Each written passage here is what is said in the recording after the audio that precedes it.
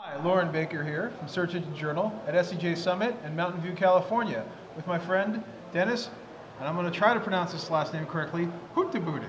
Goedegebuure. Goedegebuure. Your pronunciation was more Swedish, I think. Like a Swedish chef. Yes. So Dennis, you're with Fanatics.com. Fanatics Inc. Yes. Oh, Fanatics Inc. One of our websites is fanatics.com, but we also run fansedge.com or Surf Fanatics, a lot of other websites as well. Great. So a lot of our readers and audience may recognize Dennis from videos and interviews that we've done in the past. A lot of the time we've discussed SEO, we've discussed content marketing and social, but today I wanted to talk a little bit about Twitter and some of the things that you're doing with the transactional call to action buttons on Twitter as well. Yeah, so we recently started testing the Twitter buy button. Twitter has reached out to us because sports and sports events is always a interesting market when it comes to selling merchandise in real time. So they have come to us as one of the largest online sports merchandise retailers, and we're in a pilot program with them and testing it out. Our initial thinking was that we would like to try it out at one of the events, so we picked the NBA draft. Now that turned out not to be a great product for a campaign with the Twitter buy button. Mainly because the players who are drafted to a new team, the fan base of, let's say, the LA Lakers don't know the player yet. So or they don't know if the player is going to be traded away right exactly. After So which is pretty crazy it was a bad pick from our part.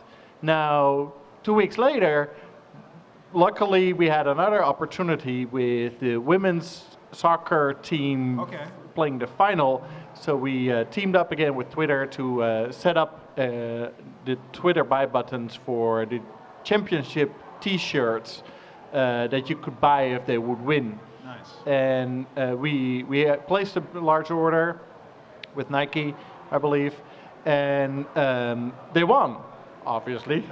So right after the final, we tweeted the native tweet. We didn't put any campaign around it to amplify it, and even with the fast rotation of the tweets, we were able to sell a number of T-shirts. Fantastic. And we had a women's T-shirt, a men's T-shirt, and a signed, one of the signed soccer balls from Fanatics Authentic. We run a website that sells merchandise signed by players.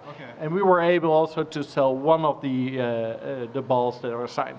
So what do you attribute that to in terms of the massive sales that came from this second quote-unquote experiment compared to the draft? Is it loyalty, the moment of winning the championship? It's a moment, yes. Well, still, the next day would be challenging with the shipping and fulfillment. We do it pretty fast, but yeah, definitely the locker room shirts, what they are called, are always an in-the-moment, real-time item that is being bought by the people, and there's only a limited number of shirts made. So for instance, I bought 2 Golden State Warriors T-shirts and a cap.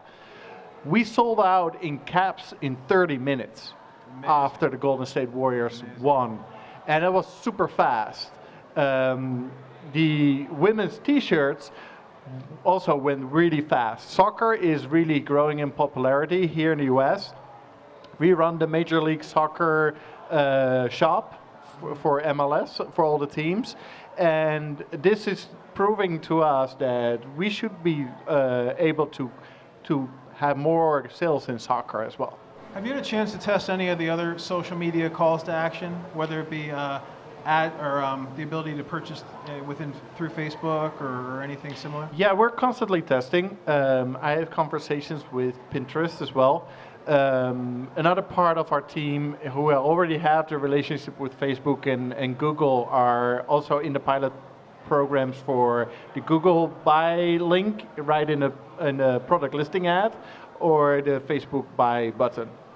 Amazing, amazing. Can't wait to hear how all of that goes as well. Yes. Again. Well, Dennis, where can we find you online? You can find me on The Next Corner on Twitter, Instagram. TheNextCorner.net is my blog. That's my online brand because of my difficult last name and it's so long. So The Next Corner was a better pick. Nice, nice. Well, thanks again, Dennis. And, Thank you for having me here. Cheers. Hey kids, this is Lauren Baker with Search Engine Journal, here at the SEJ Summit in Mountain View. With me, I have Jim Christian, the head of SEO over at GoDaddy. Welcome, Jim. Hey, thanks for the intro. Appreciate it. You might wonder what we're doing sitting in a car. Well, this is no normal car. No. This is actually a Google self-driving car. It is.